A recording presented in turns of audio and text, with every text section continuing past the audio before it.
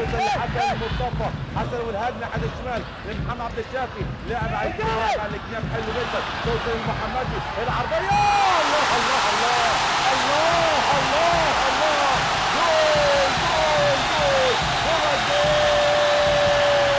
للزمالك. الجول ده والمزيكا، الجول ده والمزيكا، الجول ده جول مفيش احلى ولا اجمل ولا اروع من كده.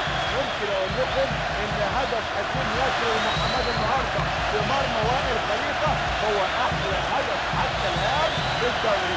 يا فرحتك يا هناك، يا فرحتك يا هناك يا جمهور يا زمالك. بص الهجمه، بص الجمله، احلى هجمه، احلى جمله، احلى هدف في الدوري هذا الموسم. عبد الشافي والمحاوله الاستلام والدوران وبلمسه حلوه، بلمسه جميله ان دلت على شيء بتدل ان حسين ياسر المحمدي لعيب كبير.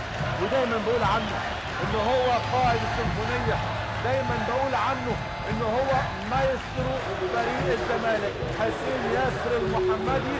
وهدف تاني، هدف التقدم للزمالك.